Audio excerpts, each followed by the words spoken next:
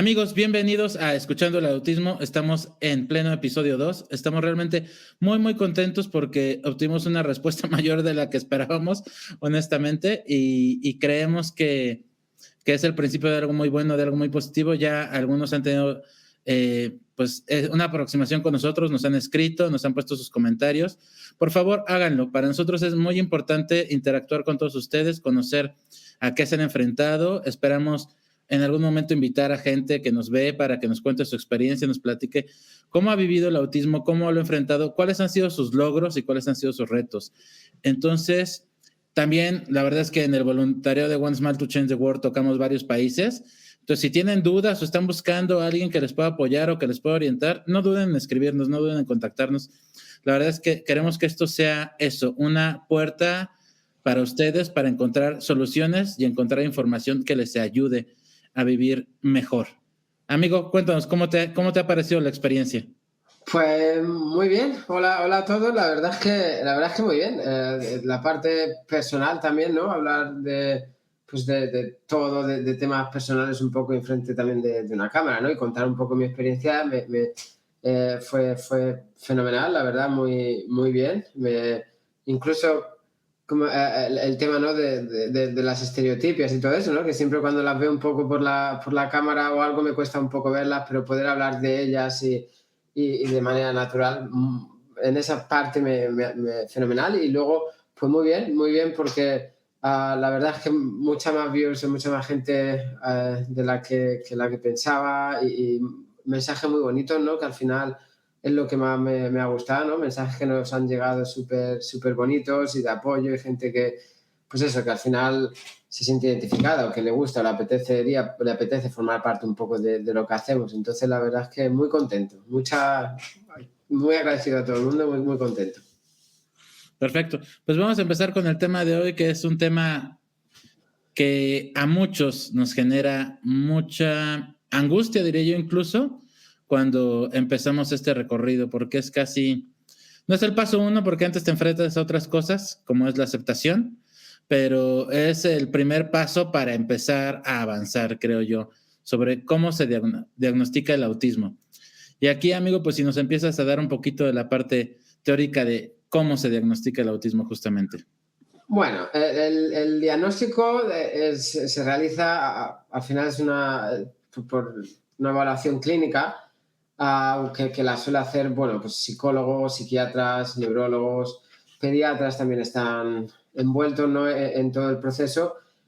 Y al final, pues, hay una parte primera, ¿no? Que es cuando pues, concern, ¿no? Que dicen en inglés, cuando te preocupa, ¿no? Cuando observas ciertas dificultades o ciertos comportamientos ciertos desarrollos no típicos en el niño, ¿no?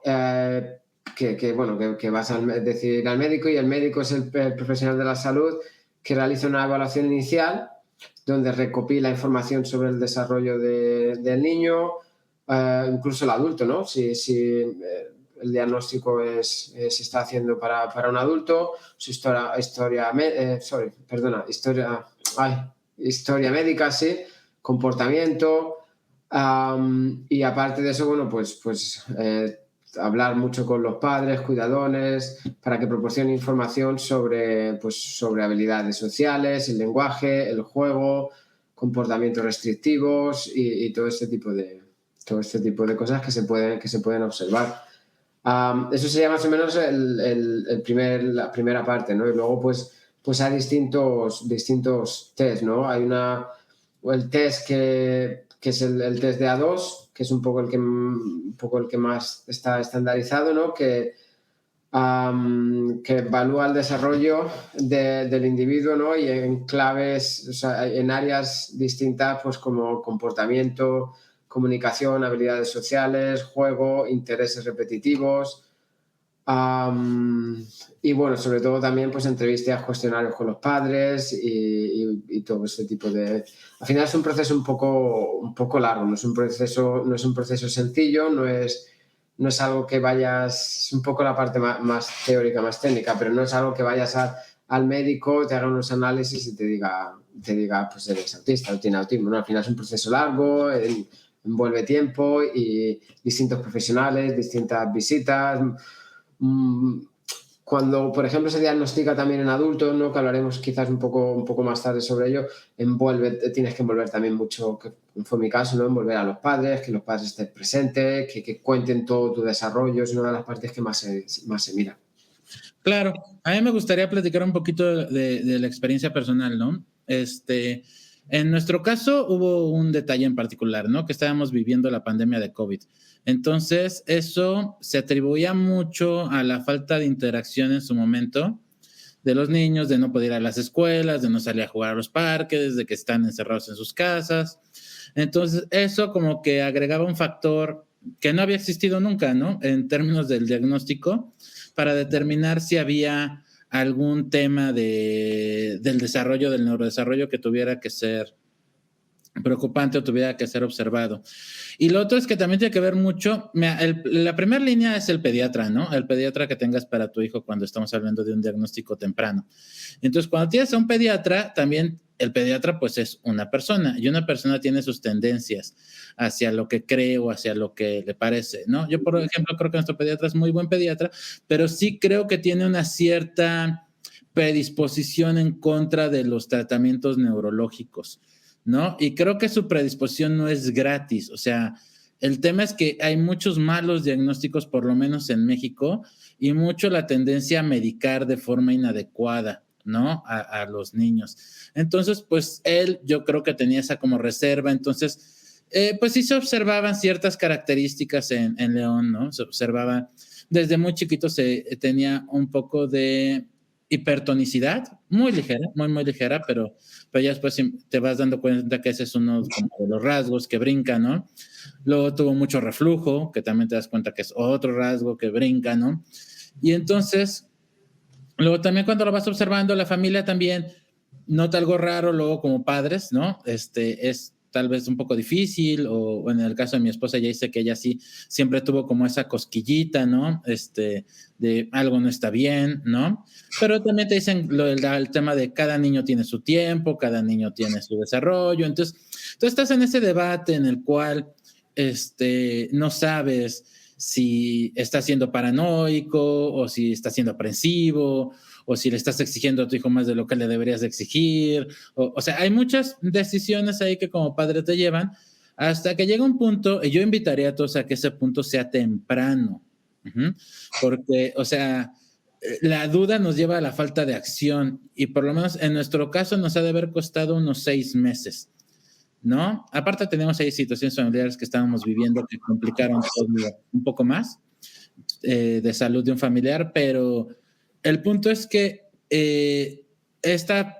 vamos a ver qué pasa, nos ha de haber costado unos 6 meses, hasta que al final, en nuestro caso el primero fue un neuropediatra, ¿no? Fuimos con el neuropediatra, ¿no? Llegamos con él, nos hace nuestra historia clínica, algunas preguntas, ¿no? Lo observa. A mí me llamó mucho la atención que León siempre lloraba con el pediatra, ¿no? Y no lloraba poco, o sea, lloraba bastante y el pediatra es un pediatra que tiene muchísima experiencia y sabe manejar muy bien niños, pero de todas formas con León lloraba. Y este neuropediatra, pudo auscultar a León y revisarlo y sin una lágrima, o sea, muy buen manejo, ¿no? Entonces ya termina la revisión, se sienta y nos decimos, bueno, doctor, ¿qué opina?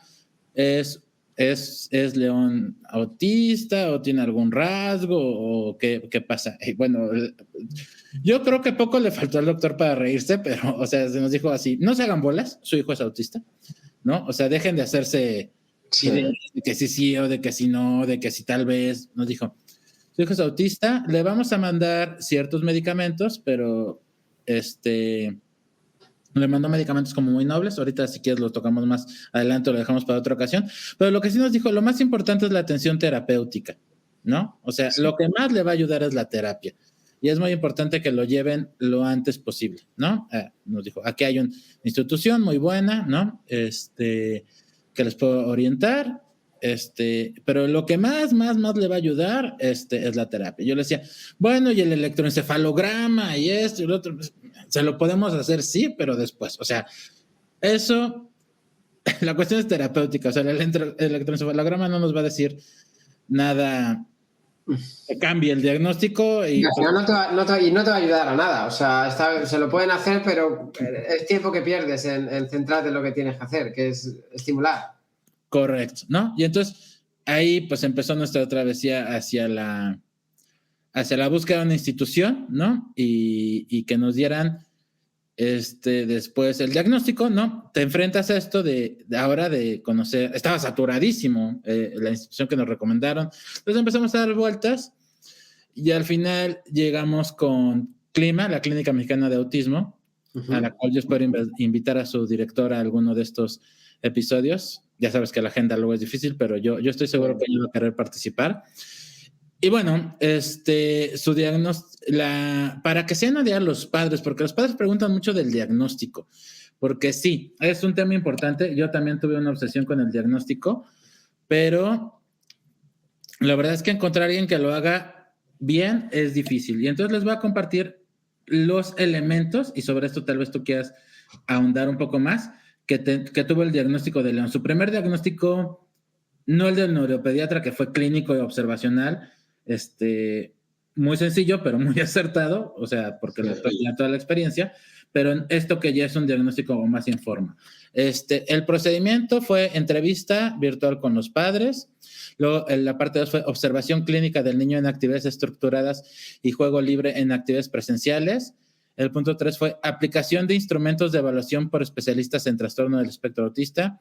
El 4 fue la información de los padres por medio de cuestionarios. Los instrumentos fueron el Behavior Assessment System for Children, segunda edición, o por sus siglas es BASC-2. El Childhood Autism Rating Scale, second edition, que en siglas es CARS-2-ST. La otra fue la escala de observación para el diagnóstico del autismo, o A2-2, que es el que hacía referencia. La historia clínica, la historia sensorial, el manual diagnóstico y estadístico de los trastornos mentales DSM-5 y el perfil psicoeducativo PEP, ¿no? Entonces, eso fue el diagnóstico que le hicieron a León, que no me dejas mentir, pues es un diagnóstico muy largo, muy detallado, ¿no? Que de cada instrumento te entregan un resultado. Te aclaran que en el caso de León fue a los 3 años, que no todos los instrumentos están diseñados para un diagnóstico a los 3 años.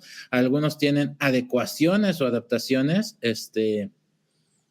que se hacen en la evaluación por ser de 3 años, ¿no? Y te dan una evaluación por cada uno y te determinan como un estado. Por ejemplo, en uno, no me acuerdo ahorita cuál, y después me gustaría en algún episodio revisarlo como a detalle porque creo que va a ser información valiosa para los padres. Hablaban de su edad, ¿no? O sea, nos decían, tiene 3 años, 4 meses, pero su edad en desarrollo es entre 2 años, 2 meses y 2 años, 7 meses. Lo cual a nosotros nos hacía muchísimo sentido porque sí nos recordaba a su hermana, porque son cuates, mis hijos, y su hermana tenía, nos recordaba a su hermana a esa edad, ¿no? Por esas características del desarrollo. En otro te habla de los niveles de apoyo, ¿no?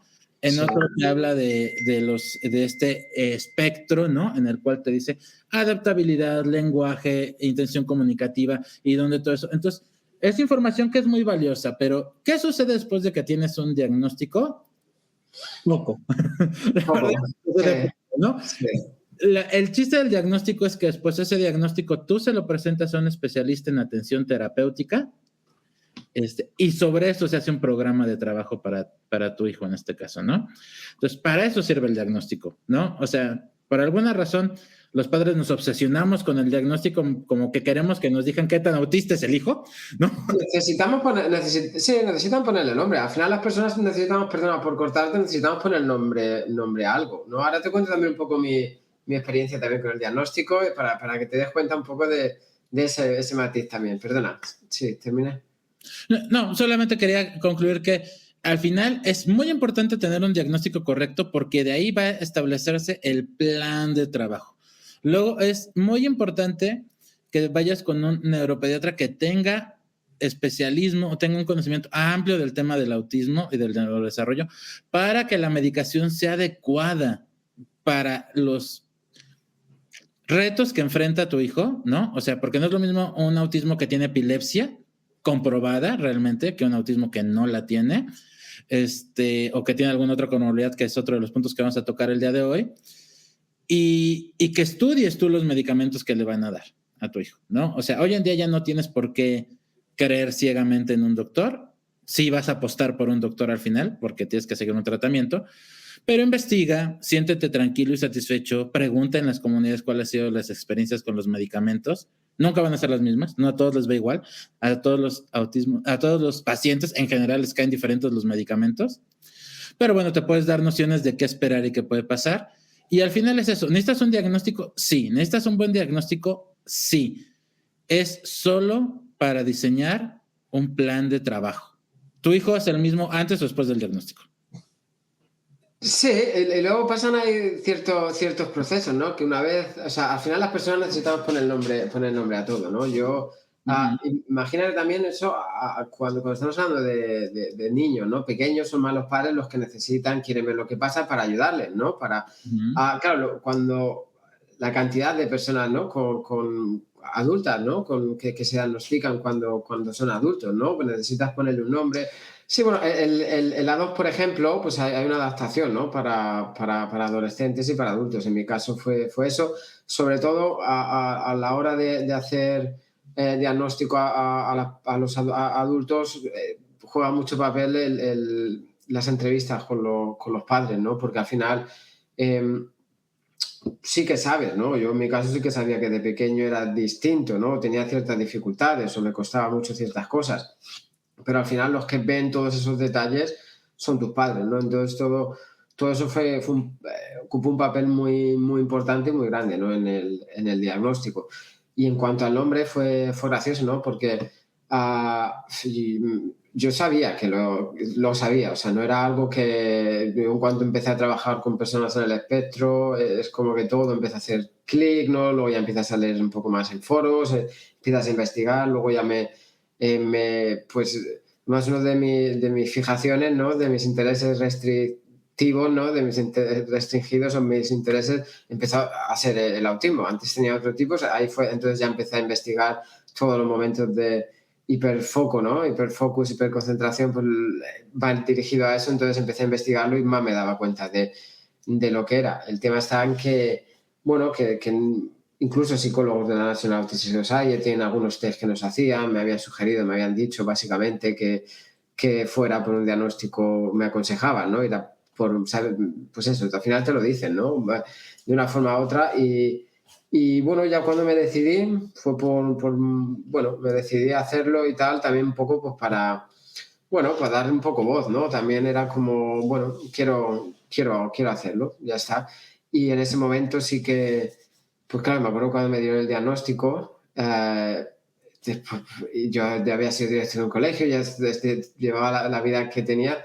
Entonces, claro, me dieron el diagnóstico con mi madre y me acuerdo de mi madre que se puso a llorar y decía a la mujer, dice, bueno, ¿y ahora cómo le puedo ayudar? Y yo, mamá, digo, eso es una palabra, o sea, ya está, hay que ponerle, claro, lo que pasa es que ahora, ¿cómo me puedes ayudar? Bueno, pues yo creo que nos está ayudando mucho más, nos está incluso uniendo un poco más, porque entiende cosas que antes, ¿no? Por ejemplo, cuando viajo, siempre que viajo a España, o porque vivo en Londres, siempre que viajo o algo, o un voluntario, me tiro 2 días súper estresado, mal, estresado y me tengo que ir a la cama pronto, me tiro y caminando de un lado para otro de la casa, me tiro súper estresado y cuando llego a casa, y tengo muchas ganas cuando lo organizo, de ir a mi casa, con mi madre, a mi pueblo, y cuando voy allí, pues me tiro 2 días diciendo me quiero ir a mi casa porque no tengo mi mesa para sentarme, no tengo mi rincón, no tengo Entonces, claro, mi madre antes, por ejemplo, pues eso era para ella,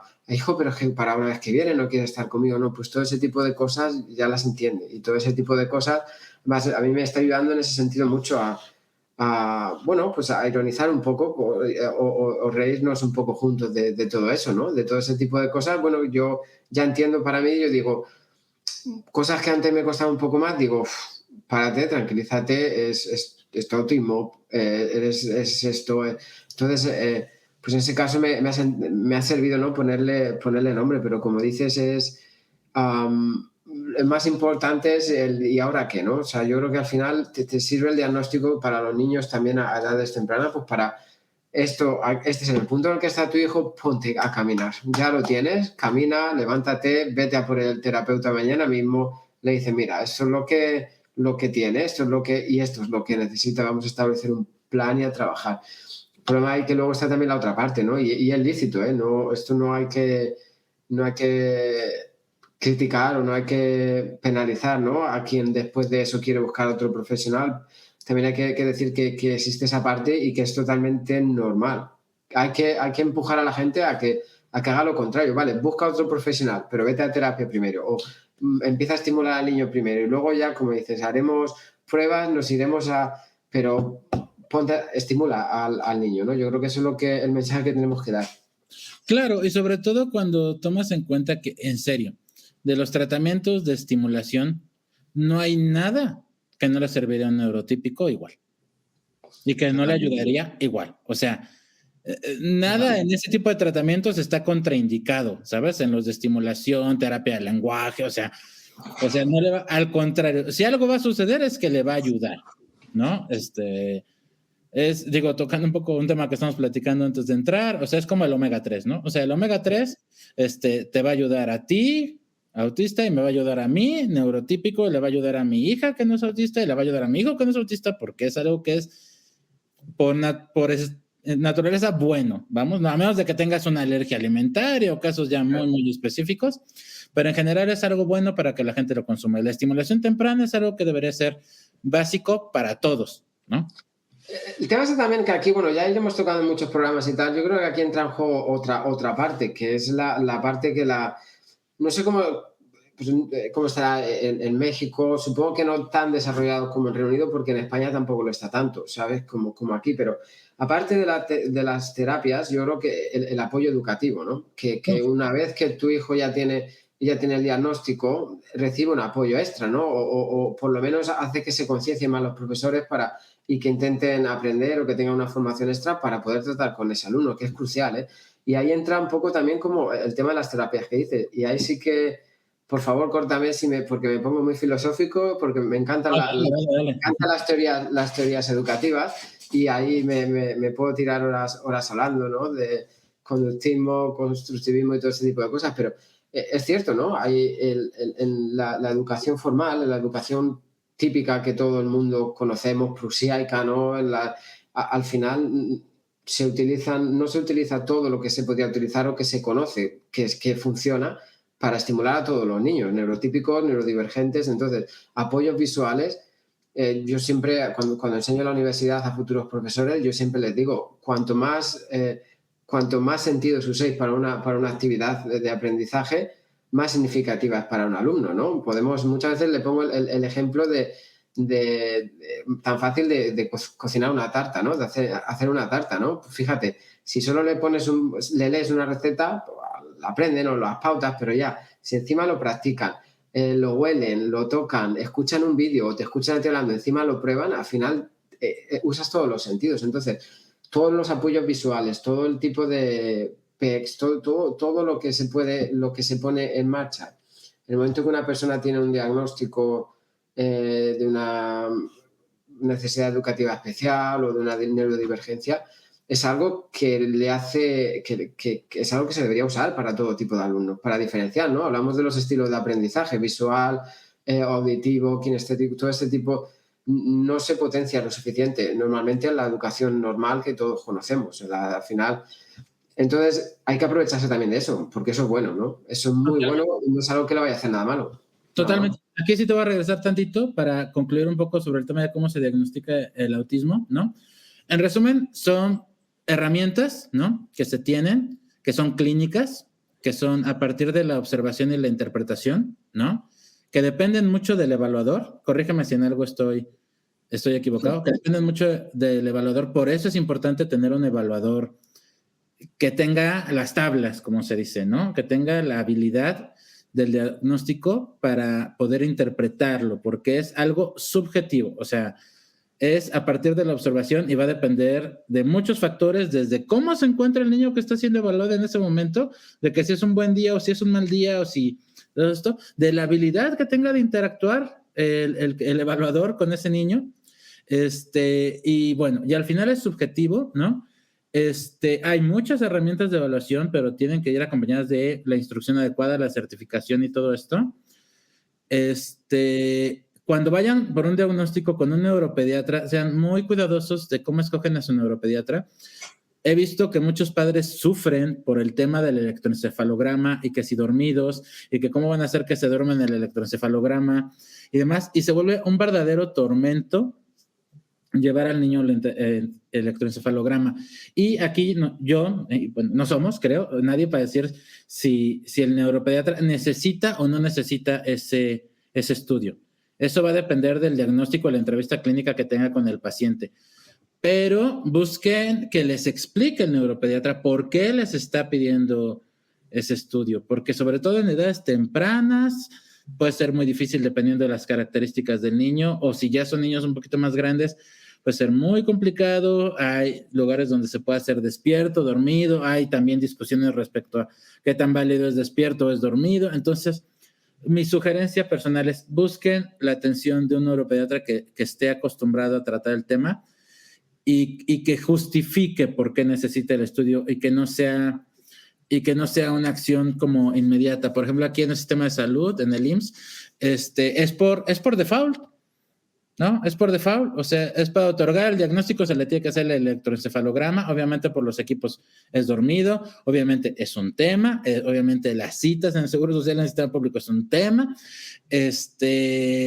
y es por default, y lo otro es tú investigas, ¿no? Es pública esta información. La lista de medicamentos que tienen ellos es muy limitada, es risperidona, creo que 2 o 3 medicamentos que, o sea, que si no tienes una cuestión epiléptica o si no tienes una cuestión muy en particular, pues no los necesitas dar, ¿no? O sea, per se son medianamente controversiales algunos de ellos, sobre todo dentro de la comunidad autista.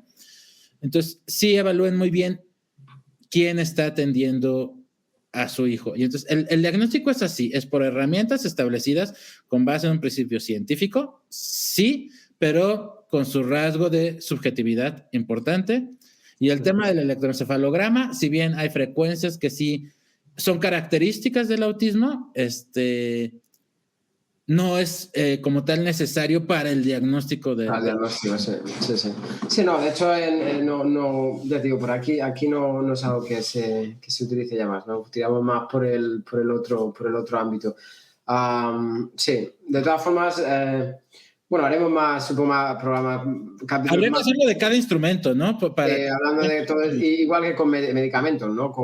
Al final, yo sí, pues eso ya te digo, me dedico al ámbito de la educación, tengo formación también en psicología, pero traemos, yo creo que es interesante también contar con esa parte un poco de más médica o sí, invitaremos especialistas que no hablen, porque no se trata de satanizarlos, ¿no? O sea, habrá gente que los necesite y para los cuales sea una herramienta muy valiosa, pero el punto es que no sea como automático, ¿no? O sea, como tiene autismo, risperidona, ¿no? O sea, claro, no, eso nada. Además, luego ves pues mucho, además eso pasa mucho en España, ¿no? Igual, ¿no? Pasa también. Yo cuando fui a mi médico, porque claro, yo ya no tengo médico, yo llevo en Reino Unido 10 años, pero estuve en verano y fui allí, necesitaba unas pastillas, entonces fui al médico de la Seguridad Social de España, por mi madre y tal. Y lo primero que me dijo, dice, bueno, pero tienes TEA, dice, ¿y qué tomas? Y yo no tomo nada, no tomo absolutamente, no lo he tomado nunca, no lo voy a tomar. A ver, tengo mis propios métodos para relajarme cuando estoy pues, estresado, alterado, meditación, hay distintas cosas que he hecho que hablaremos también más adelante, ¿no? Pero son cosas que me funcionan a mí, no tienen por qué, y que ya las hacía muchas de ellas antes de tener un diagnóstico formal, ¿no? O sea que es como dices, medicamentos están ahí, pero no es algo que sea, ok, tienes autismo, tómate esto, esto y esto, y no, eso es algo que, bueno, ya iremos hablando sobre eso, pero es exactamente como lo dices, sí. Perfecto. Vamos a pasar ahora a lo otro detalle de cuando tienes un diagnóstico, cuando ocurre el diagnóstico, ¿no? Las comorbilidades del autismo. Aquí, bueno, tú eres el que tiene amplio conocimiento del tema, amigo. ¿Cuáles son las comorbilidades que se encuentran regularmente relacionadas con con el autismo cuando tienes un diagnóstico y que hay que poner atención?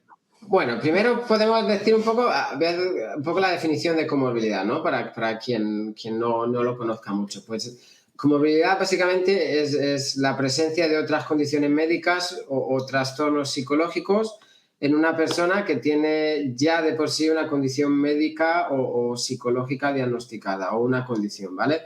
En este caso, en el caso del autismo, por ejemplo, es importante reconocer que muchas personas con autismo tenemos o pueden tener o tenemos o podemos tener comorbilidades. Lo que significa que además del trastorno del espectro autista, además del TEA, pues se pueden experimentar otros trastornos o condiciones médicas. En cuanto a pues, comorbilidades más comunes, evidentemente trastornos del lenguaje y comunicación. Es importante que cuando hablamos del trastorno del lenguaje y la comunicación, no solo significa que no hablen, ¿no? A una cierta edad. No solo significa, claro, porque para mí mucha de la gente cuando me pregunta, bueno, ¿y de pequeño empezaste a hablar tarde? No. Pero claro, trastorno del lenguaje y la comunicación hay muchos y hay varios, ¿no? No entender la comunicación social, o sea, tener dificultades con la comunicación social ya es un trastorno del lenguaje, ¿no? Yo tenía muchas ecolalias. Yo de pequeño decía cosas que entendía yo solo o mi madre decía. Entonces, todo eso son trastornos del lenguaje también. La comunicación no verbal, todo este tipo de no entender la comunicación no social o no entender cuando interactúas, todo este tipo de cosas también forman parte de eso.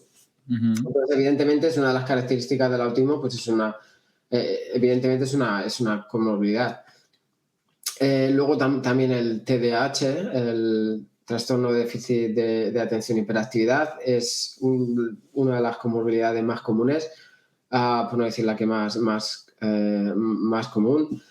Ansiedad también es un poco evidente, ¿no? Esto, hay ciertos estudios, ¿no? También como hablamos un poco la semana pasada, ¿no? Que el autismo no es una enfermedad, ¿no? No tienes una enfermedad mental, ¿no? Claro, ansiedad se considera una enfermedad mental. Entonces, que las personas neurodivergentes, hay ciertos estudios que sugieren que tienen más posibilidades, más probabilidad de desarrollar enfermedades mentales. Epilepsia es una de las más comunes también, ¿no? Sí, claro, pero ¿por qué? ¿Es por algo nuestros genes o por algo? No, evidentemente, como el mundo que nos rodea es un poco para nosotros más difícil entender el mundo que nos rodea, ¿no? O adaptarnos al mundo que nos rodea, o ciertas dificultades que tenemos, evidentemente te generan ansiedad. Ansiedad, estrés es considerado parte de las enfermedades mentales. Entonces, al final, todo eso, pues si no se trata, por eso hablamos de tratarlo. Es que tampoco es tratarlo, ¿no? Es de estimular o de entender. Un poco educarlo, ¿no? O sea,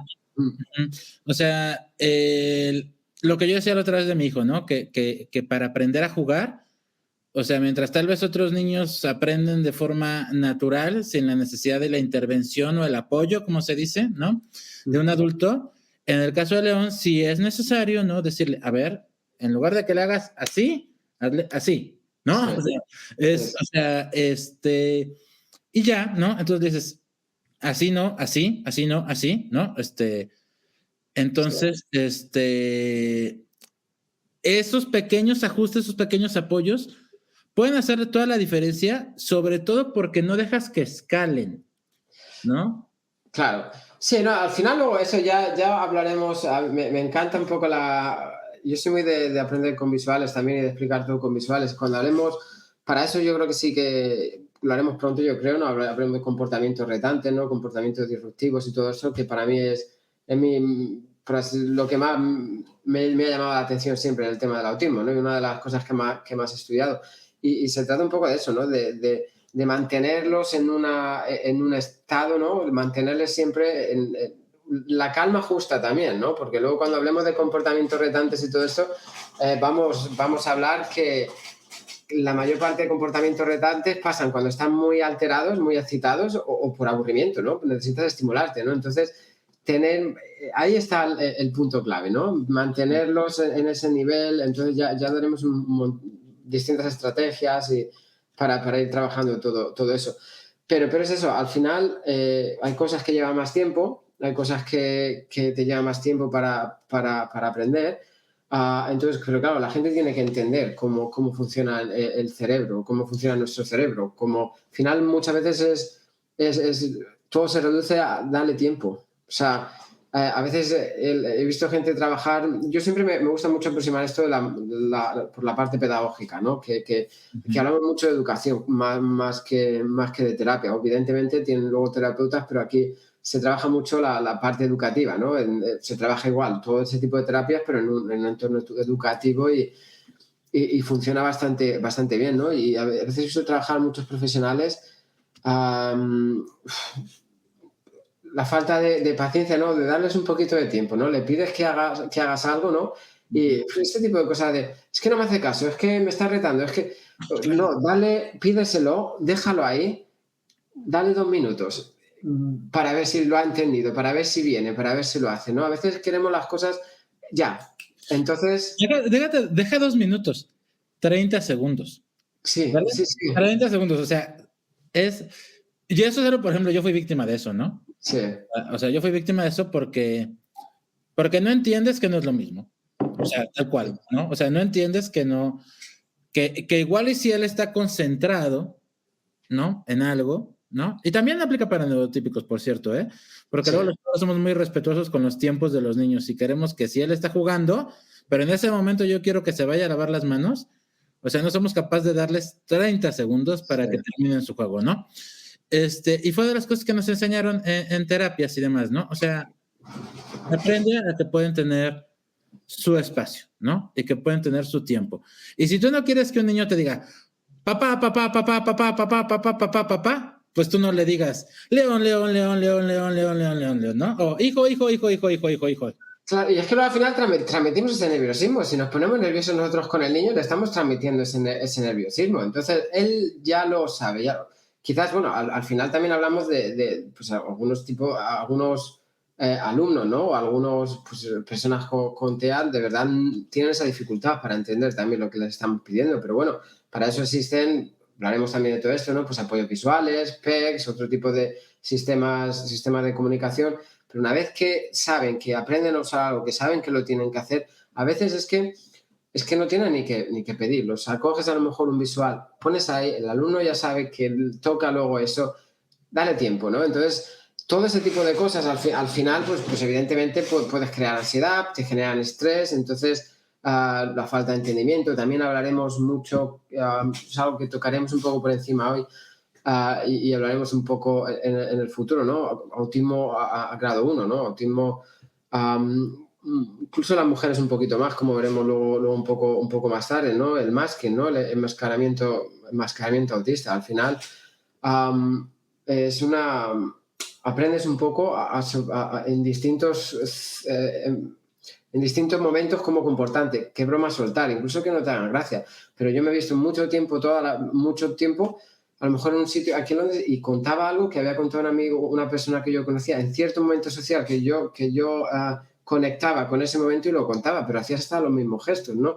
Entonces, el enmascaramiento muchas veces te genera un estrés extra y hay muchos estudios, mucha gente incluso ahora hablando en muchos grupos, ¿no? Gente con autismo, adultos con los que hablo y esa parte es una parte que genera mucho estrés, ¿no? El saber que no encajas, el saber...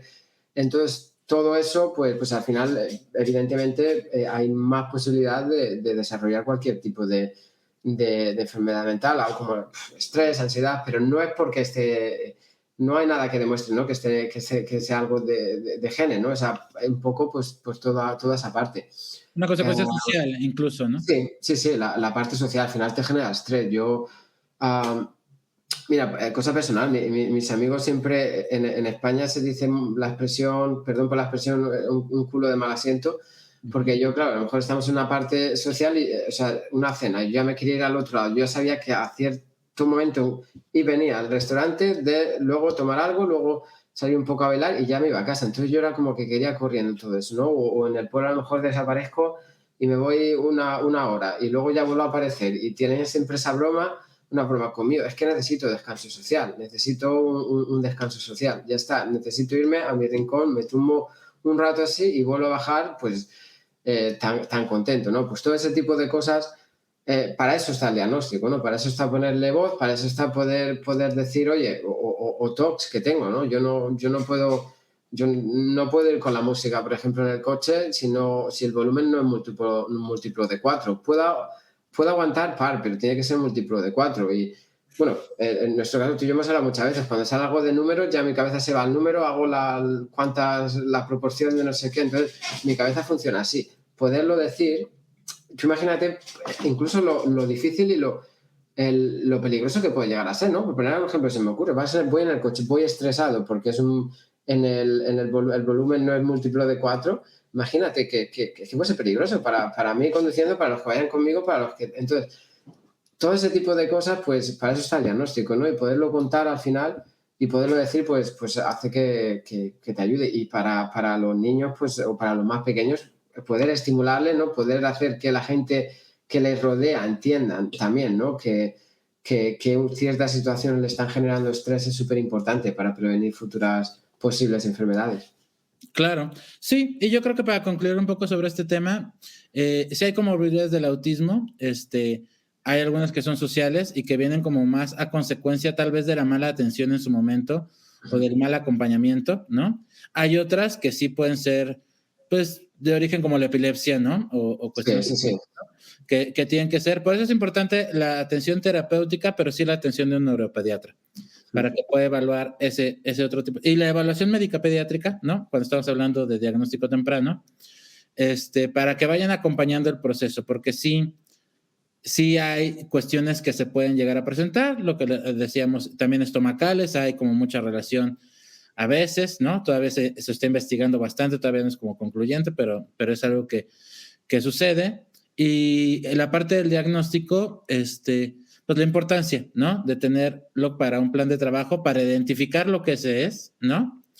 En nuestro caso, por ejemplo, con el habla, pues era así como de ¿por qué no habla? ¿Y por qué no habla? ¿Y por qué no habla? ¿Y por qué no habla? Y cuando tienes el diagnóstico, no es que haya empezado a hablar, pero entiendes que la situación es lo que es y entiendes que vas a tener que trabajar para ver si llegas a que hable o si no, para que le ayudes a que aprenda a comunicarse con otras herramientas.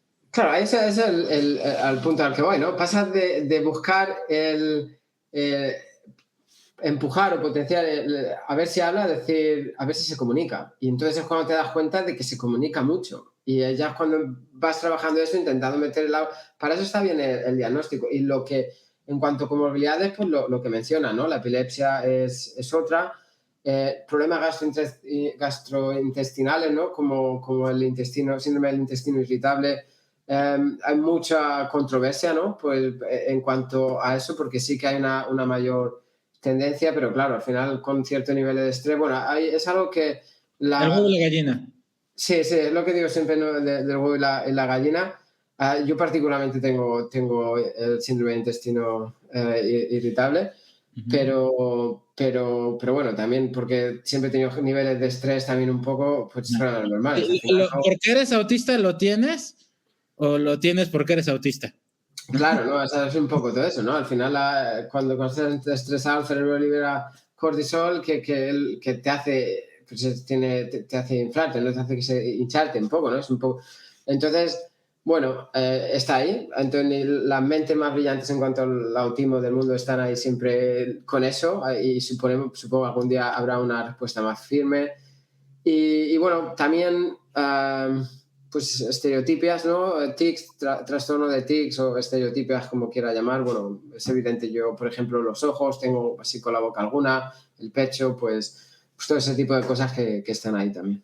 Claro, ¿no? Y también no confundirlas con las regulaciones, ¿no? Sí. O sea, ¿cómo decirlo? Y aquí, corrígeme si estoy equivocado. O sea, no es lo mismo una estereotipia como la que tú tienes, ¿no? Que como bien dices, no es un tic nervioso. Por ejemplo, que cuando mi hijo, cuando está emocionado, viendo alguna caricatura, se para y necesita correr 2-3 veces, ¿no? O sea, son cosas diferentes, ¿no? O sea, es una regulación emocional, ¿no? Sí. Y la otra es como tal una comorbilidad, Claro, sí, y tampoco, bueno, ahí es importante, si puedo hacer, que hablaremos largo y tendido también sobre eso, que no separen esas cosas, ¿no? Al final es algo que lo hacen para regular. Mira, a mí me pasaba de pequeño también, pues con las sillas así giratorias, hay momentos que tenía que girar o tengo que Ujú. girar. Es un mecanismo de regulación. Todo ese tipo de cosas, pues hay que aprender sobre ellas, pues para no pararlas, o sea, para entenderlas.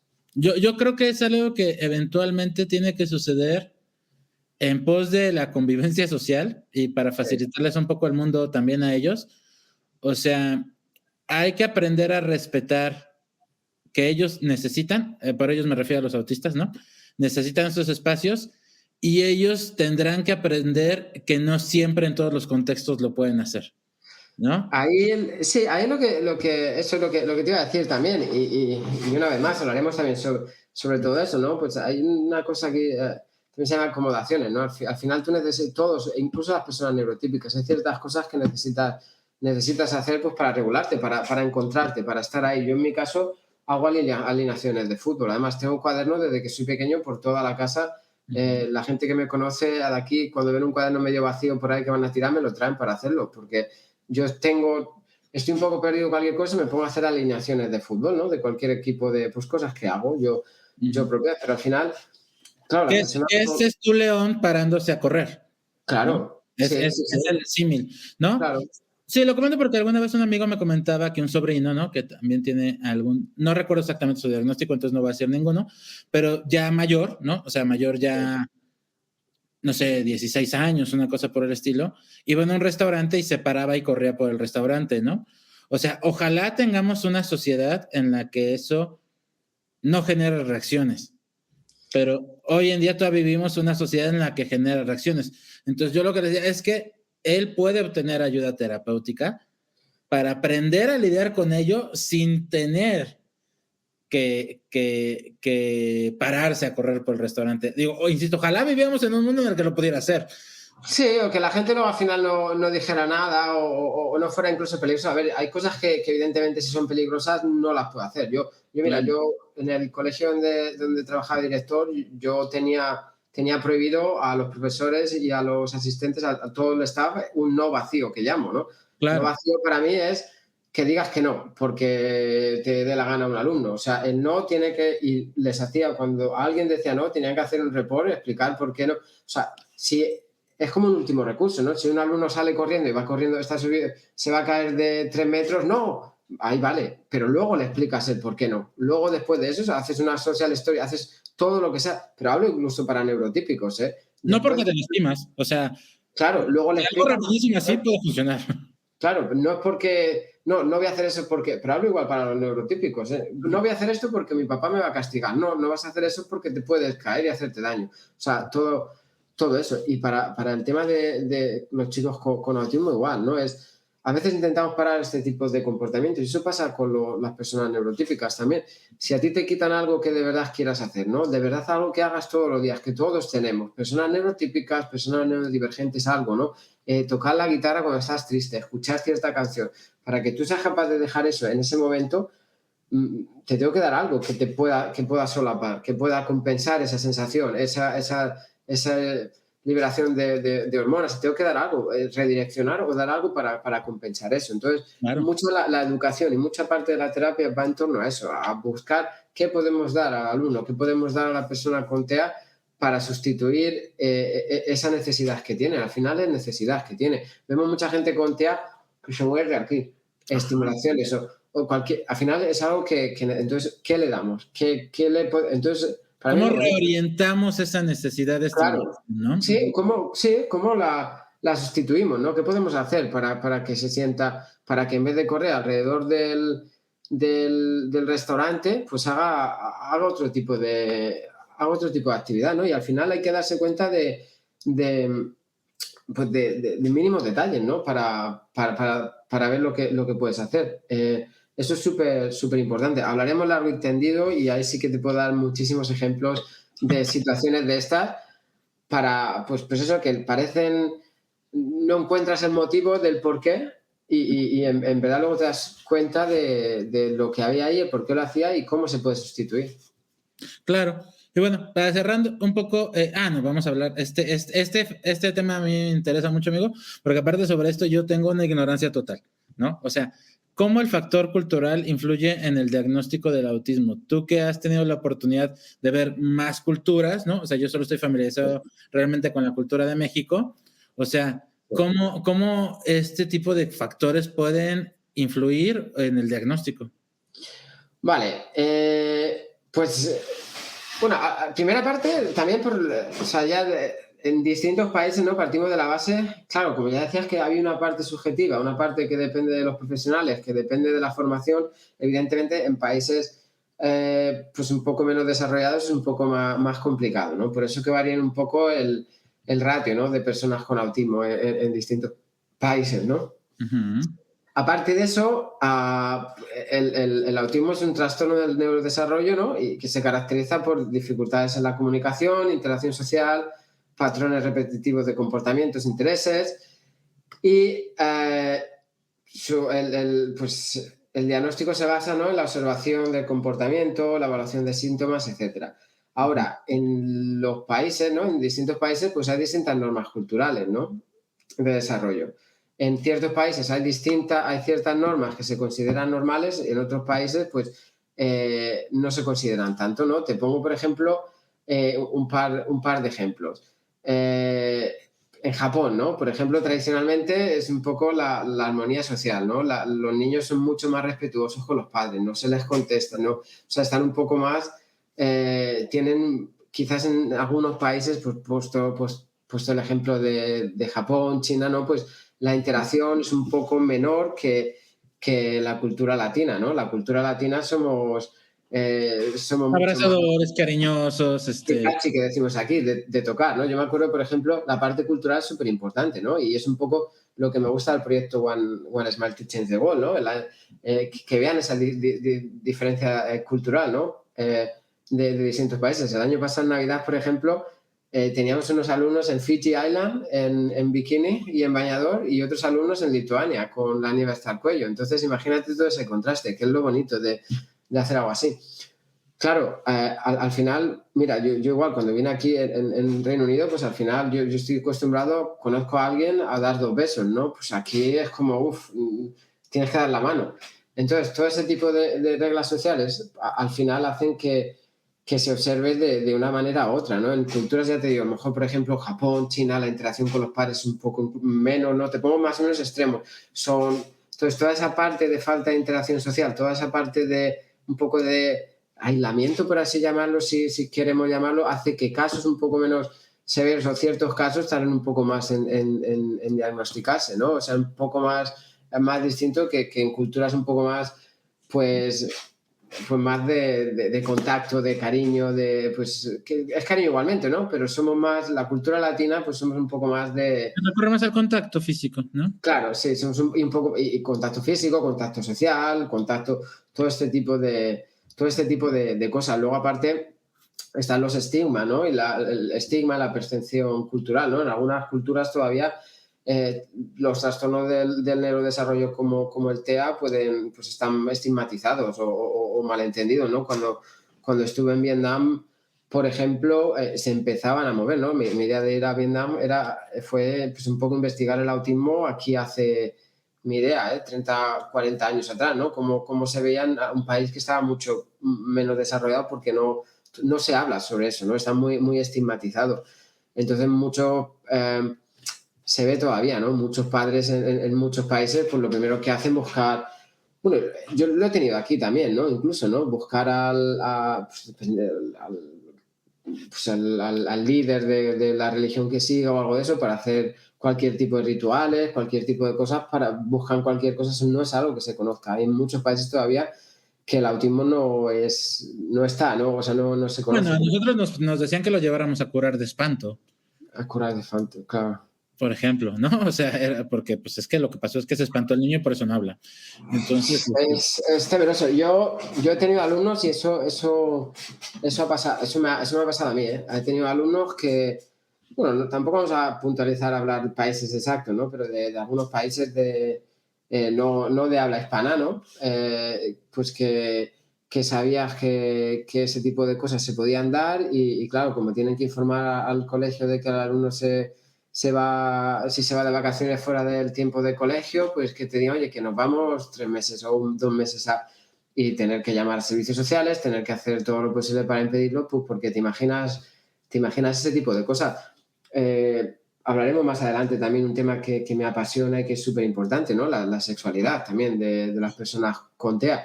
Y pasa mucho, bueno, temas un poco más que habrá que hablar con tiempo y pero son un poco más que generan más controversia, ¿no? El tema de mutilación genital en chicas, ¿no? En algunas culturas.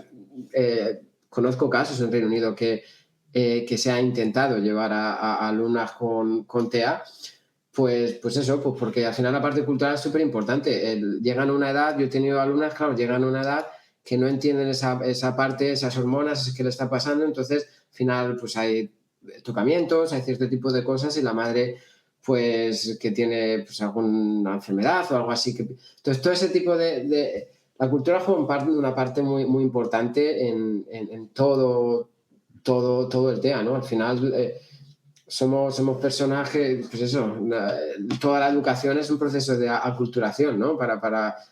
Entonces, al final juega un papel súper súper importante. Son temas que trataremos en el futuro porque merecen capítulo aparte, ¿no? Merecen un capítulo solo, pero sí, hay casos muy, muy, muy extremos, ¿no? Menciono por ahí alguno, pero existen, ¿eh? Existen y están a la orden del día, ¿no? Y eso sí que es algo quizás que se ve un poco más aquí, ¿no? Fuera de Londres quizás no tanto, ¿no? Pero Londres al final es una macro ciudad, hay gente de todos los países del mundo, un montón de etnias censadas, un montón de culturas, es algo que se observa mucho más, ¿no? Porque tienes que lidiar con ello. Entonces, pero vamos, eso sí, el estigma, al final luego también encontrar una evaluación culturalmente competente, ¿no? Encontrar los profesionales en distintos países que estén formados. Yo creo pues eso, que son un poco los factores que influyen, ¿no? Al final, muchos casos también se diagnostica, pero más tarde, ¿no? Entonces, al final, es pues eso, un poco más retraso de terapia y todo eso. Pero es un poco así, varios puntos, ¿no? Por lo que el factor cultural pues interfiere mucho, ¿no? Totalmente. Sí, y digo, sumándole nada más ese factor cultural, el tema de esto, ¿no? De los remedios mágicos y demás, ¿no? Que hay que tener muy consciente en las culturas. Hay cosas que me parecen un poco inofensivas, ¿no? O sea, yo soy respetuoso de la fe de todas las personas y, por ejemplo, en algún momento alguien nos dijo, en tal día de tal santo, con un candadito y una llavecita, se lo pones frente a su boca y lo abres y rezas tal, ¿no? O sea, eso la verdad es que yo no le veo problema. Yo soy creyente de la fe como un instrumento que mueve a las personas a hacer cosas increíbles, ¿no? Y eso no tiene problema, ¿no? O sea, cuando te metes como con la integridad de la persona, o sea, por mí está bien, no me genera ningún problema. Ya cuando te metes con otro tipo de situaciones, ¿no? Y que o sea, no te deben llegar jamás a mandar un tratamiento médico especializado y demás, ¿no? O sea, como que hay niveles, ¿no? O sea, está los tratamientos médicos rígidos, especializados o terapéuticos que ya tienen mucha evidencia. Luego está el terreno de lo que todavía no está tan determinado, como puede ser la suplementación alimenticia o ese tipo de cosas, donde todavía hay mucho controversia, ¿no? Pero que se puede ver que puede haber un camino por ahí, ¿no? Y luego ya te vas a la magia, ¿no? Sí.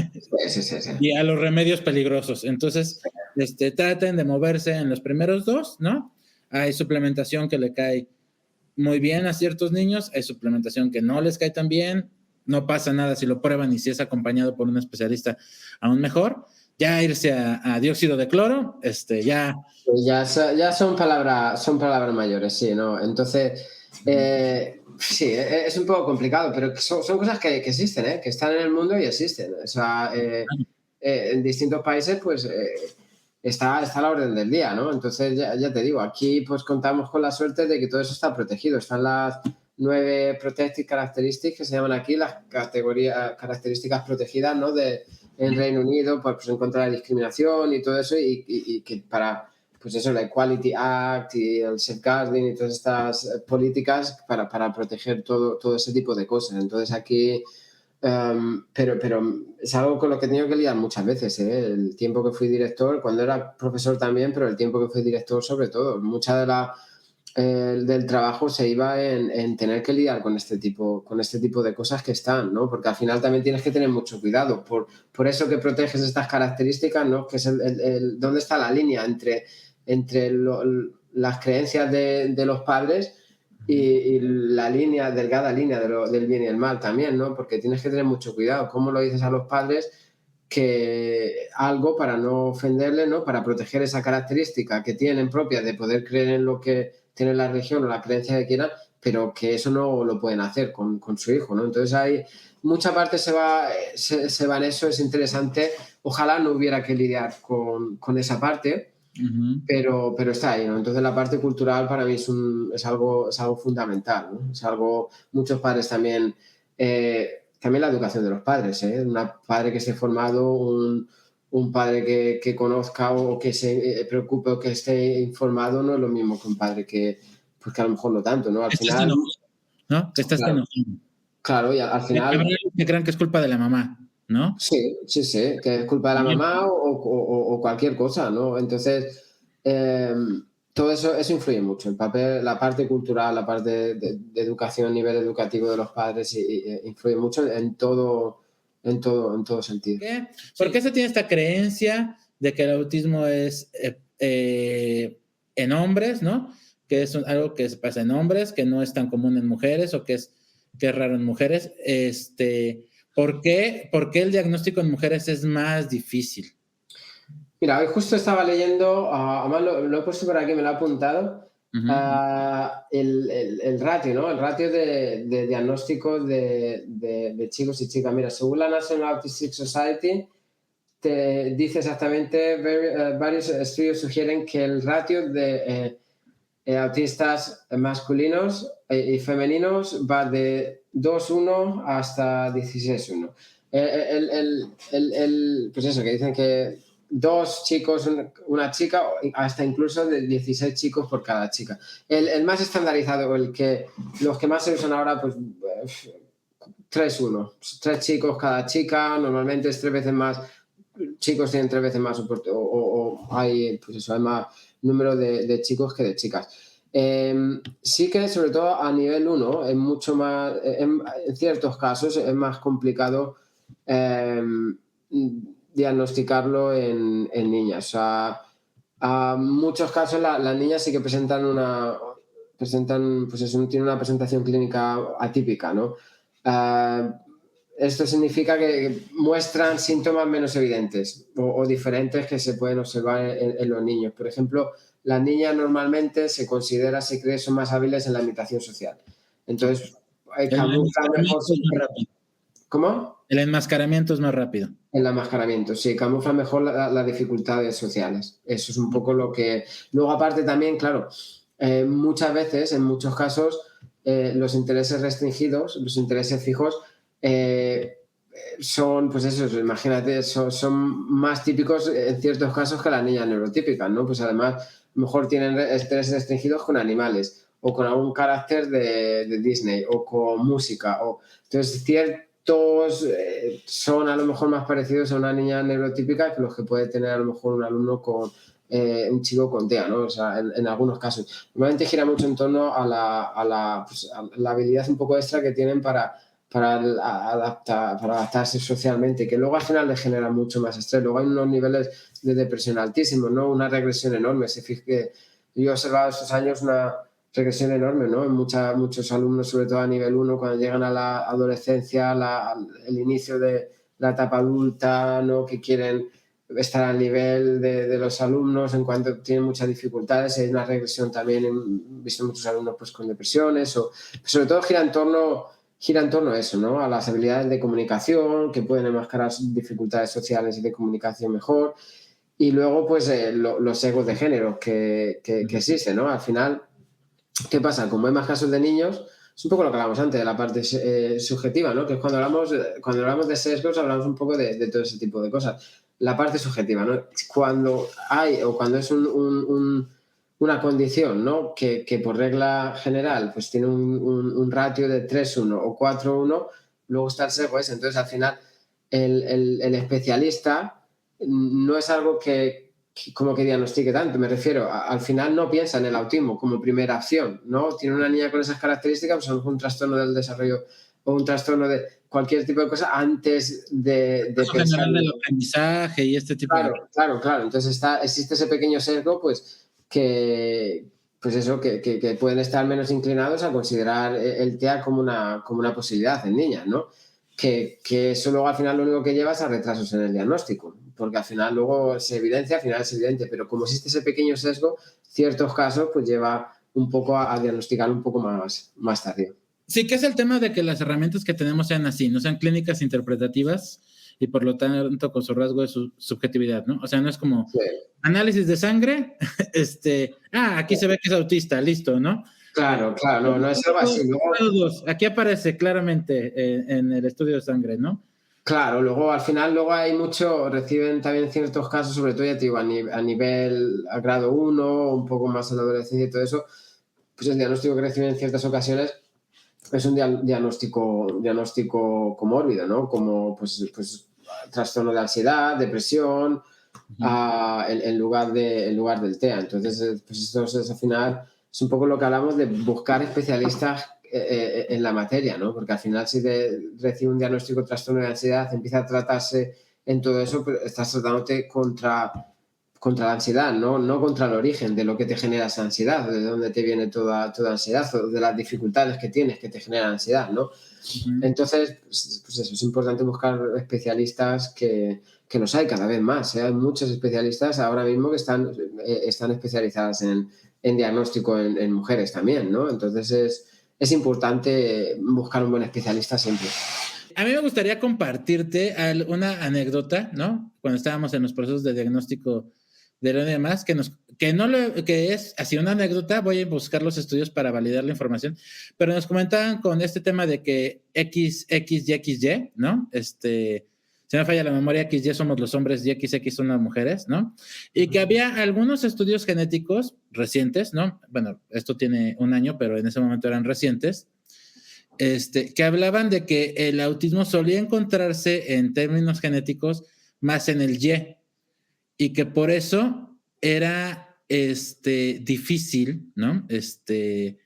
Que se presentara en mujeres, porque aunque también hay alteraciones en el X, que también por eso cuando había diagnóstico en mujeres solían ser casos que necesitaban un nivel de apoyo mayor, o como se diría coloquialmente, más grave, como dice la gente, que sabemos que no es lo correcto, pero en términos de expresarlo, ¿no? Entonces, parece que hay alguna relación en términos genéticos entre el XY y el XX, y que por eso es la tendencia tan marcada. Insisto, voy a buscar la referencia científica y a ver si lo podemos platicar, pero lo comento para que entendamos también un poco en dónde estamos en el diagnóstico todavía del autismo, ¿no?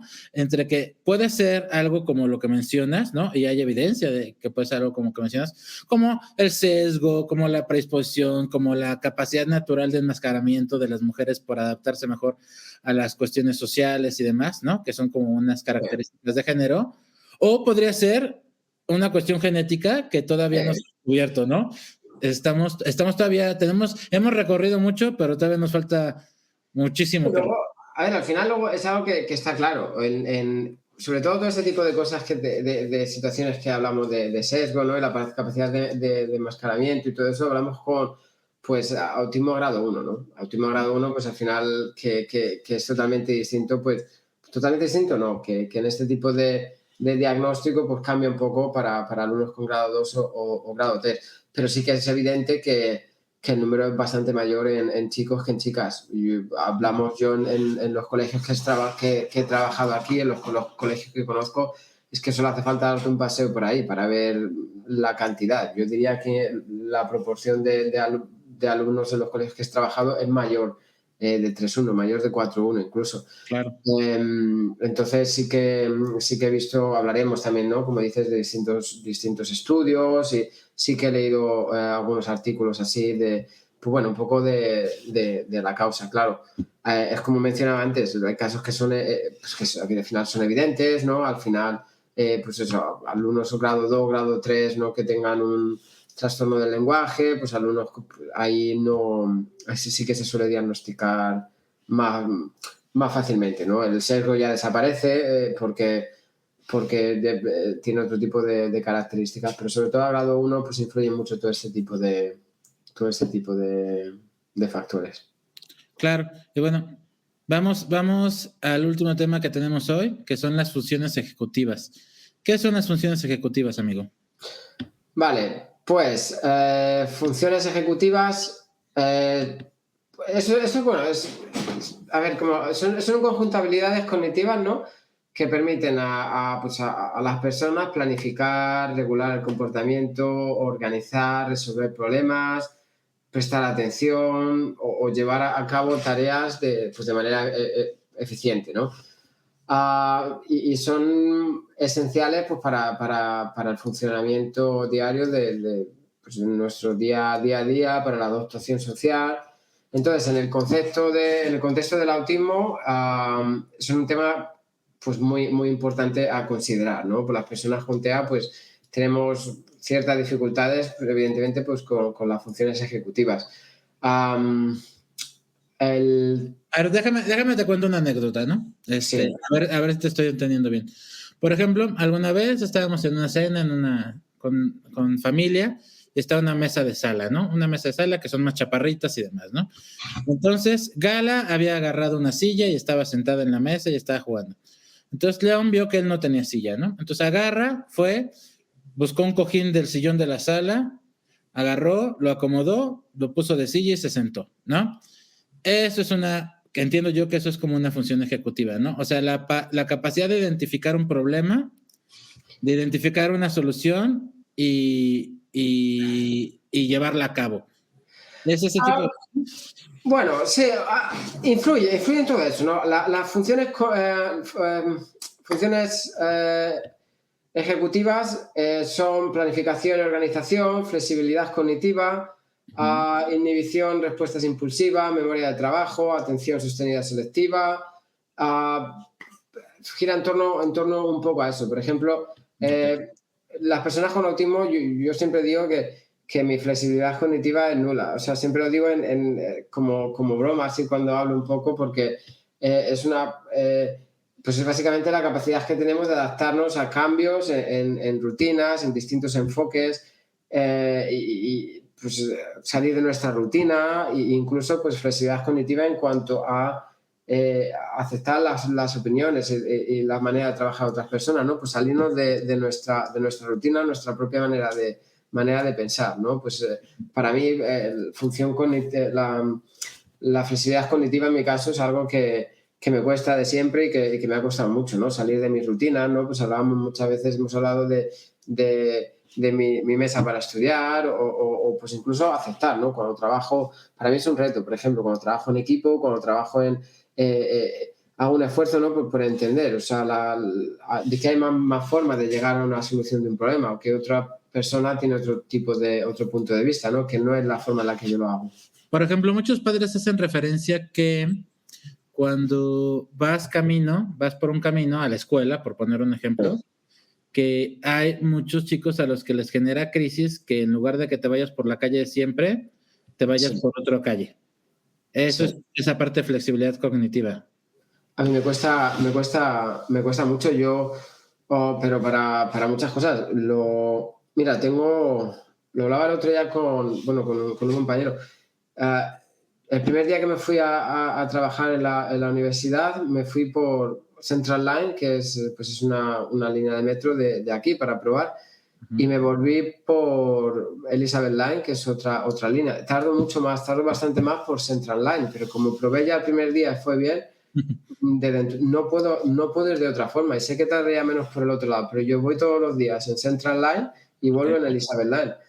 no puedo hacerlo de otra forma. O sea, me cambia todo el día. Y hablamos antes de conectarnos, ¿no? Del reto para mí, por ejemplo, hoy, yo tengo mi camisa de hacer, una camisa roja a cuadros, tengo mi camisa para hacer esto, para hacer las clases que hago online, en la universidad y todo eso. La de la suerte, le dices. Sí, claro, así de un poco de broma lo digo a mi pareja, digo, hoy quiero ponerme un reto, ¿no? Digo, me voy a quitar la camisa de la suerte. Y me dice que no es camisa de suerte ni ella, no lo llames así, que tú puedes, no sé. Entonces, todo ese tipo de cosas son cosas más simples, pero afectan de verdad en todos los ámbitos. A mí particularmente la flexibilidad cognitiva es algo que es una de las mayores dificultades que tengo. Y luego, pues eso, la inhibición de respuestas impulsivas, ¿no? Todos sabemos, hablamos, ¿no? De respuestas impulsivas de las personas con TEA. Y yo también las he tenido, también, y cada vez te controlas un poco más y al final tengo TEA grado duro, pero hablamos de los comportamientos retantes, comportamientos disruptivos, toda esa parte, pues todo eso es parte de las funciones ejecutivas también. Te hago una pregunta. ¿Siempre tuviste este tema de los caminos? O sea, cuando eras niño y tus papás, tu mamá se iba por otro lado, ¿te molestaba al grado de que sí, yo creo reclamaras o algo así? ¿O era algo que enmascarabas? ¿O cómo era tu experiencia? Siempre lo he enmascarado, ¿no? Siempre lo he enmascarado y es algo que me ha generado mucho estrés y me da mucha rabia. Yo no puedo, subo las escaleras 2 peldaños con la pierna derecha, uno con la izquierda. Okay. Y es que tengo un montón en todos los ámbitos. Es algo que siempre he disimulado, que siempre he enmascarado. Y para mí esto, igual que poder hablar de mis estereotipos la semana pasada me ayudó, yo creo que esto me hace también bueno, pues decir lo que está ahí, es que está ahí, igual que lo del número 4 para el coche y, bueno, que la gente pues dice como TOCs, ¿no? Que tenemos muchos TOC que tenemos, ¿no? Para mí eso es trastorno obsesivo compulsivo. Claro, para mí es algo, se puede llamar así, pero para mí es algo que ayuda de verdad a mi cerebro a regularse, a saber dónde estoy, a encontrarse, pues a mí es algo que me ayuda y eso lo tengo mucho. O sea, tengo bastantes y muchos. O sea, ya te digo, subir las escaleras, el cerrar la puerta de ciertas maneras es algo que siempre me ha afectado mucho si no lo hago. O sea, puedo no hacerlo, vale, pero prefiero hacerlo. ¿Te sientes mal si lo dejas de hacer? Sí, me siento más cómodo. Sí. Y eso es de lo que hablamos, ¿no? O sea, por ejemplo, honestamente, ¿a quién le importa que pongas el volumen en el 28 o en el 29? ¿Sabes? O sea, no pasa nada, no pasa absolutamente nada. Esas son cosas en las cuales, pues, o sea, el beneficio, ¿no? No le afectan a nadie, no es peligroso. A nadie se le va a reventar el tímpano porque sea en el 29 en el 28, perdón, porque en lugar del 29, entonces eso pues se hace, ¿no? Y no pasa nada, y a ti te ayuda y te regula y tan, ¿no? ¿Te harás más tiempo por ir por una vía que a ti te gusta? Pues sí, pero ¿quién se tiene que parar más temprano? Tú. Sí, no. Claro, pero bueno, pero la parte, claro, es esta la parte, pues eso, o sea, que es una parte, cuando hablo con mi chica o gente así, pues la parte graciosa, ¿no? La cuento, se ríen un poco de mí, me dice cualquier cosa así y me gusta mucho. La verdad tengo mucha suerte, ¿no? Por la gente que me rodea, que entiende. Mi chica también trabaja con personas con TEA, otra compañera de casa, y la verdad es que está genial. Pero claro, luego hay en ciertas situaciones pues que cuesta un poquito más, ¿no? A la hora de trabajar en equipo, bueno, pues cuando dirigía al colegio cuesta un poco menos porque al final tiene la última palabra y tal, pero sí que me ha generado muchas dificultades a lo largo de mi carrera, a lo largo de pues, ciertas dificultades que pues yo tampoco entenderlo, por la gente no ser capaz de o enmascarar ciertas cosas que me generaban estrés, el poder decir, oye, necesito que me digas esto, claras expectativas o claro lo que, pues porque tengo TEA, ¿no? Entonces, el poderlo decir otra vez, hablamos como antes, es que para mí es la mayor herramienta que tenemos, ¿no? Poder, aparte de todas las terapias, aparte de todo, el poder que la gente sepa, ¿no? Porque al final quien quiera entender va a entender, ¿no? Siempre encuentra gente que te va a decir, me da igual lo que tengas, bueno, pues, pero bueno, poderlo decir al final es importante. Claro, y yo creo que haciendo full circle, o sea, cerrando por completo este tema, es a ti en eso te ha servido el diagnóstico, ¿no? O sea, Sí, sí, sí, sí. yo lo he notado, como lo has contado, de que te hiciste el diagnóstico, empezaste a tener atención, empezaste a tenerte estos pequeños retos que dices, ¿no? Sí, De, me voy a retar a no usar la camisa esta ocasión, o sea, y eso que tú eres, insisto, una persona socialmente exitosa y completa, ¿no? sí. Que ha logrado la independencia y demás. Y aún así, a partir del diagnóstico, has logrado identificar cosas, has logrado mejorar, me has compartido cosas que has logrado mejorar. Y ese es el tema del diagnóstico, ¿no? Sí, ¿Es sí, más sí. o menos autismo? No, pero te ha ayudado a llegar a nuevas cosas, ¿no? Sí, fíjate que yo me considero una persona con mucha experiencia, ¿no? En cuanto al autismo, he trabajado en asociaciones punteras del mundo y siempre se me ha dado bien, ¿no? Por ese momento de hiperfoco que tengo, por ese tipo de... Siempre se me da bien identificar, ¿no? Por qué un alumno se comporta de una manera, qué necesita un alumno, incluso ayudarles o darles estrategias y todo eso a los padres. Pero nunca lo había... No tengo la capacidad, ¿no? De hacerlo para conmigo mismo. No tenía ciertas cosas sí, pero no lo veía de esa parte. Entonces, tener el diagnóstico para mí fue decidirme, decir, vale, sé que o sea, no era algo que yo necesitase en cuanto yo sabía ya que lo que tenía, lo tenía muy asumido, pero sí que lo hice pensando, vale, ¿y ahora qué vas a hacer? Pues igual que digo a los padres de mis alumnos en cuanto vienen, espabilar del primer momento, vale, yo ahora tengo el diagnóstico, voy a espabilar. Entonces busqué también pues que también una terapeuta que encima, imagínate, claro, con toda mi... Porque luego al final mi cabeza funciona así. Todo lo que leo, todo al final es un flujo continuo de información, ¿no? Entonces al final, cualquier cosa que pase, yo ya le estoy buscando conexión con el sistema nervioso, conexión con no sé qué. Entonces todo eso es un... Pero claro, me ayuda a canalizar toda esa información, me ayuda a entender ciertas cosas y me ayuda a establecer propias herramientas, ¿no? Para trabajar como persona, para trabajar conmigo mismo, ¿no? Al final, dependiendo, mira, otra cosa, la parte cultural.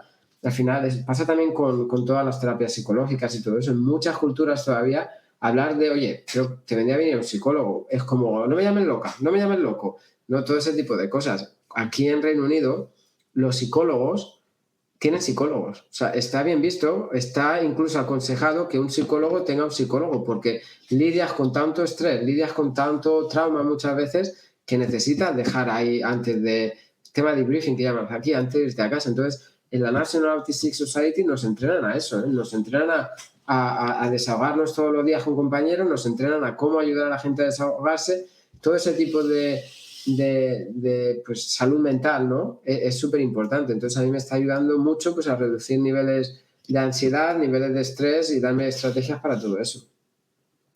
Sí, la verdad es que al final yo creo que eso es lo que nos queda de hoy, ¿no? El diagnóstico tiene una importancia, tiene una función, sirve, lo has visto tú en carne propia, y un poco yo creo que también, o sea, evidentemente tienes toda la experiencia y todo el conocimiento, pero un doctor, por muy doctor que sea, no se atiende el mismo. ¿Sabes? Un médico me refiero, ¿no? O sea, por muy médico que seas, o un psicólogo, por muy psicólogo que sea, no se analiza el mismo. O sea, a veces necesitas la visión del tercero, del que está Joder, afuera, sí, ¿no? sí. Entonces, Y luego que al final, al hablar, a mí me ayuda mucho el hablar algo, me doy cuenta de cómo funciona mi cerebro. A veces estoy yo solo hablando y te das cuenta, ¿no? Y es que es súper importante conocerse o conocer a los hijos y saber de la forma que se comunican, que vamos a hablar mucho sobre eso. La forma para mí, yo creo que hemos hablado muchas veces, muchas de las conversaciones que hemos tenido antes de empezar el proyecto, sabes que casi todo lo que hablo gira en torno a la comunicación, ¿no? Para mí es un tema súper importante en cuanto al autismo. La comunicación tiene que estar en el centro de todo lo que hagamos. Entonces, aprender cómo se comunican, aprender cómo pues todo este mito de que no tenemos empatía o no tienen empatía, ¿no? Aprender cómo la muestran o cómo... Todo eso es súper importante desde el principio. Entonces, el diagnóstico para mí es importante para eso, para cambiar la vida para bien, ¿no? Para que sea un punto de comienzo de algo bueno, ¿no? De un trabajo, de mucho apoyo para ayudar en esas dificultades.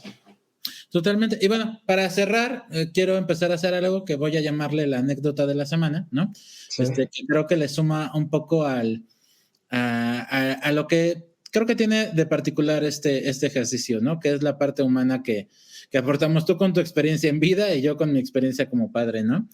Aparte de la información que tratamos de dar. Y bueno, les voy a contar, porque creo que esto es importante que los padres aprendamos a identificarlo. Fuimos el otro día a un restaurante, ¿no? Con unos amigos, y entonces había una de estas maquinitas en las cuales le echas una moneda de 10 pesos y te da un juguete, ¿no? Entonces, bueno, llega un punto, lo ve León, y así de, oye, yo quiero eso, ¿no? Lo logré expresar así de, papá me lleva y así de, ¿no?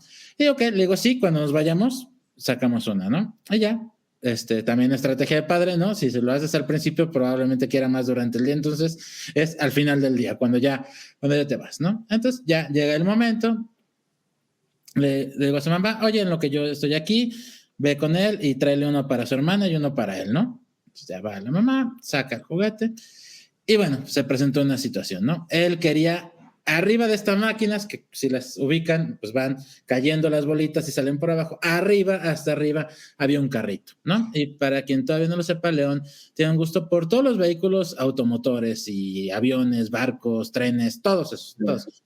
O sea, porque sé que muchos son coches, no, León es coches y todo lo que se mueve por sí solo, le gusta mucho. Entonces, León quería ese carrito en particular, ¿no? Entonces aquí te enfrentas a un reto que no es viable conseguírselo, para empezar, ¿no?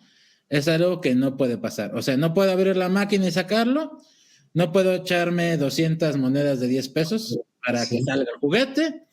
Y entonces el reto que es con todos los niños decirles no y que lo entiendan, ¿no? Y entonces, hay primera cosa que creo que tienen que identificar como padres es distinguir entre una crisis y lo que conocemos como un berrinche, ¿no? O sea, no es lo mismo una crisis que tiene que ver con temas tal vez sensoriales o que tiene que ver con situaciones diferentes. Aún quiero un juguete y tengo 4 años y no entiendo que no me vas a dar ese juguete, ¿no? Entonces, pues bueno, pasó, íbamos en el coche, lloró mucho, expresó mucho, ¿no? Dentro de los lados positivos que pudimos ver en esto es que dijo muchos mamás, papás, galas, ¿no? Trató de decirnos, hizo un gran esfuerzo por hablar y decirnos que quería el coche. Y bueno, pues lo mejor que puedes hacer es explicarle, ¿no? Oye, León, lo siento, tú sabes que cuando es posible te lo damos, pero ese coche estaba así, la máquina funciona así, y todo esto, y bueno, eventualmente, yo creo que ha sido las veces que ha tenido, lo voy a llamar berrinche, porque tal vez es porque para distinguirlo de una crisis, ¿no? Sí. ¿Qué más le ha durado, no? Yo creo que fue como una media hora más o menos, la verdad, sí fue, y se calmaba y otra vez regresaba, ¿no? Y así. Sí.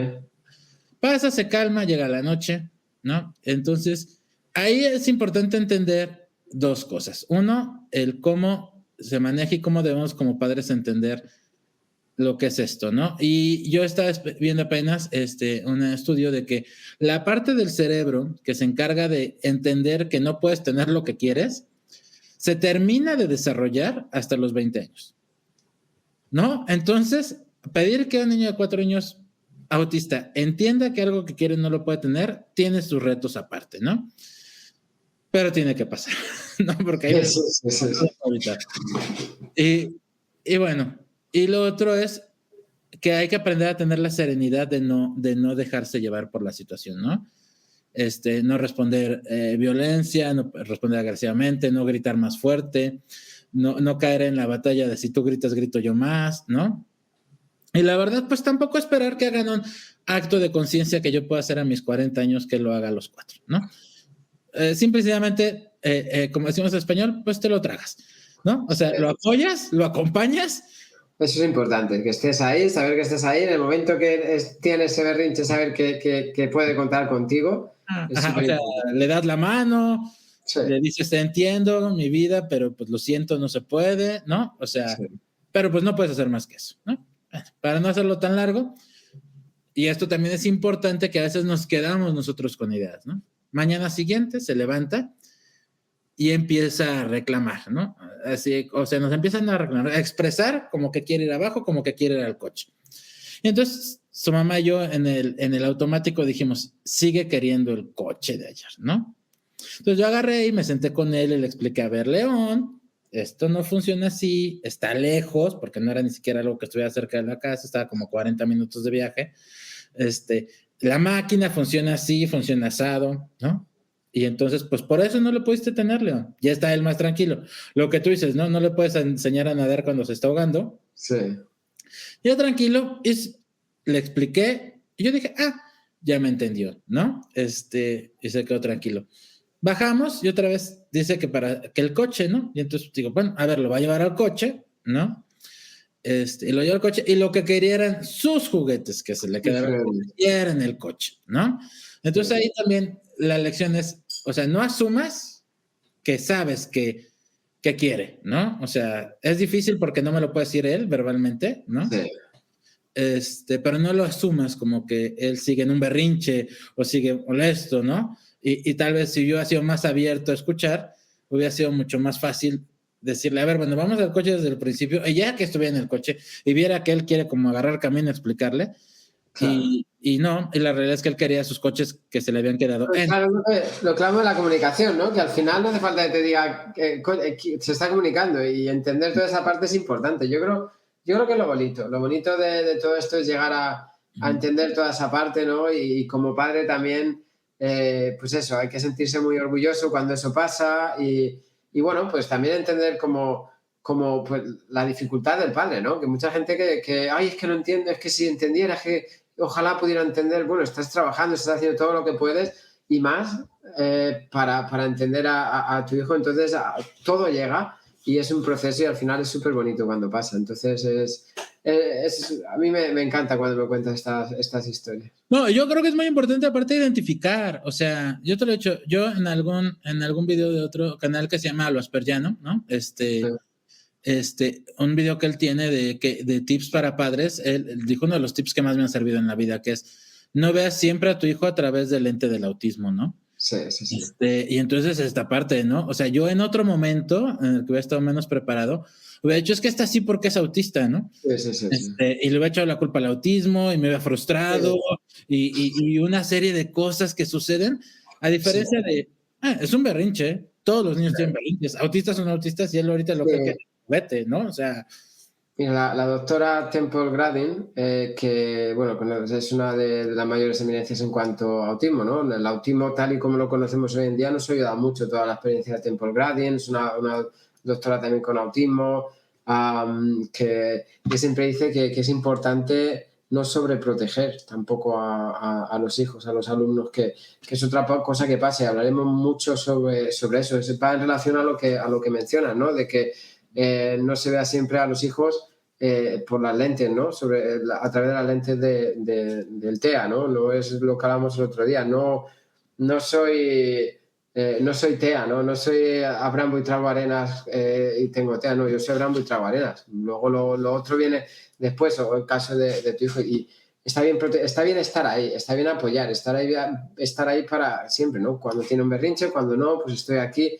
Pero el tema de, pues hablaremos largo y tendido también, sobreproteger, ¿no? Es, ok, pobrecito, no somos proveedores. No, hago todo, me gasto dinero que no se tiene para sacarle el carrito a fuerzas para que no llore. O sea, ese extremo tampoco está bien. Claro, por eso te digo, ni sobreprotegerle, ¿no? O sea, me refiero a sobreprotegerle, me refiero a pues, tenerle que no se relacione con el mundo, que no tenga dificultades, que no, tenemos que enfrentarnos a ese tipo de dificultades, entonces eso también es importante hablarlo, pero bueno, hablaremos, si todo va bien, muchas semanas de todo este tipo de cosas. Así que...